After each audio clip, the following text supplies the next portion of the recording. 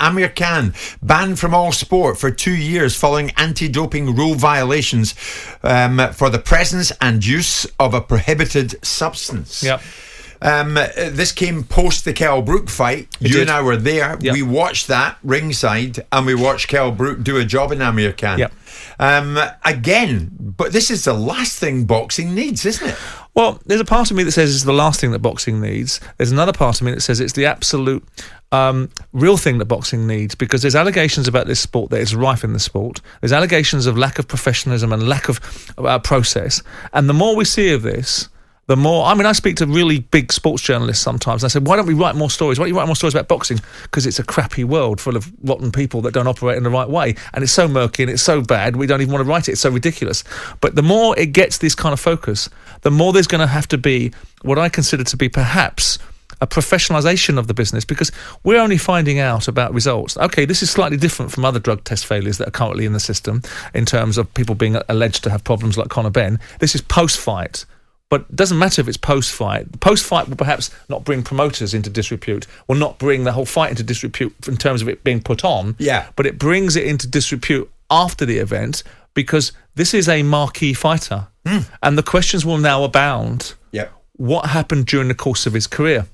Is this something that was prevalent when he was world champion? Well, that's right. And Amir is going to have to face this and answer these questions. And I also think people like Ben Shalom need to be slightly different. I mean, I've spoken to Ben this morning, and he's the promoter. He's very clear that this was something they knew post the fight, that the British Boxing Board of Control knew nothing about it until post the fight. But I think in order to make sure that the look is right for everybody, the promoters have got to do something different than just simply go into the long grass and not deal with the issue, because it won't help them. We've just been accusing Eddie Hearn of all manner of things, and I stand by those accusations, and I'll make them again as many times as I possibly can. But here we are, as another promoter has got to come out and say something. Oh, that's right. That's right. I mean, it's baffling. Yeah, the ban started on April the 6th, 2022, and expires on the 5th of April, 2024. Objective scientific evidence rules out deliberate or reckless conduct by the athlete. Now, we'll get into this more, but what is this ostarine anyway? It's popular amongst bodybuilders and athletes for its ability to build muscle mass and increase strength with minimal side effects. I mean, what is going on? In fact, Simon, we're going to put it out there this morning. If you're a fight fan, are you now completely disillusioned with what you watch, either at the event, if you go to the event, if you go to the venue, as we did in Manchester on the night we saw Kell Brook do a job in Amir Khan, or if you watch it on TV or whatever? Are you absolutely now disillusioned more than ever with this sport? Very keen to get your thoughts on that. If you want, shoot me a message, 81089 03717 223344. We know Khan, in the last hour, banned from all sport for 2 years. He's retired anyway, many would say. But no, that's not good enough, because we've got to get inside this story and work out how long was this going on and what was the significance of it. In other words, Simon, were you and I amongst a huge crowd that night at the MEN Arena watching a tainted fight? Was it a dirty fight? Well, look, I mean, it didn't do him any good, did it? Because he wasn't in that fight from the first bell to the last, onto the last when it was stopped. So the actual effects of it didn't do him any good, but that's irrelevant. You know, we need to understand, there are other alternate uses for this particular drug, which is basically, you know, for osteoporosis. The argument could be, why would he be taking a drug for osteoporosis? How did it manifest itself in the system? Why did pre-fight tests not bring it up?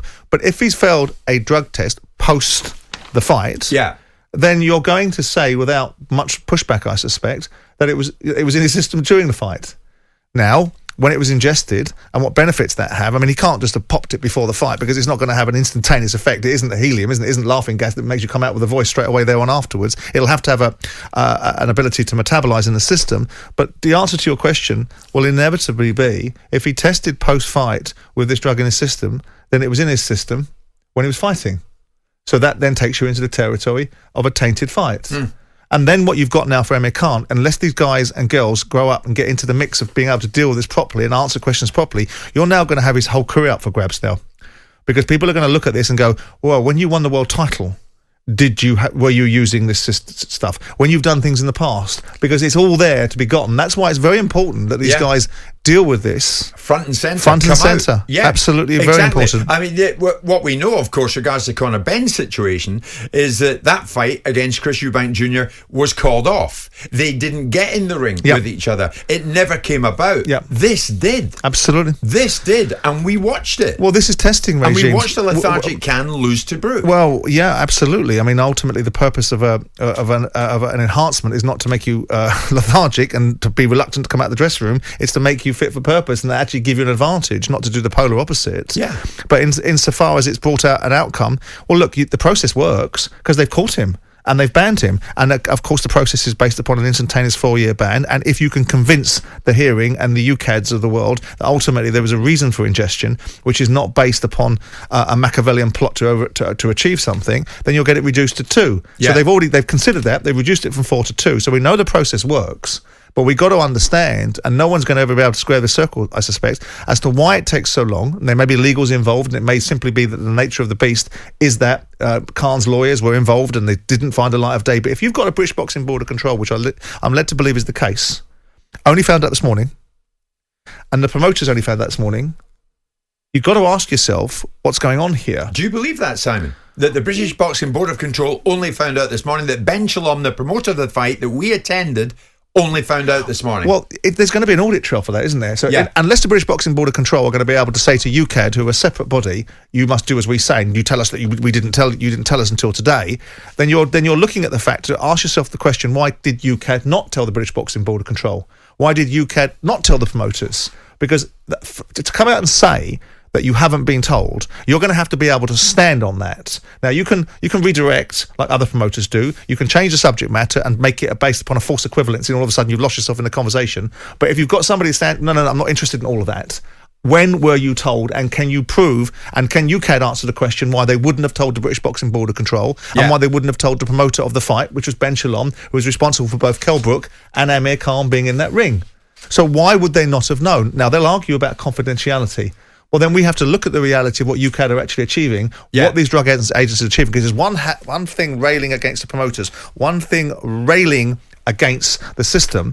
But if these drug agencies aren't professional enough and don't have the processes that enable it to be streamlined, effective, and come to an outcome, then what are we talking about how serious this is? Yeah. Because it's either serious or it's not. Well, exactly, Simon, exactly. So many of you getting in touch, please do so, because we're as baffled as you are by this. The promoter only found out this morning. The British Boxing Board of Control only found out this morning.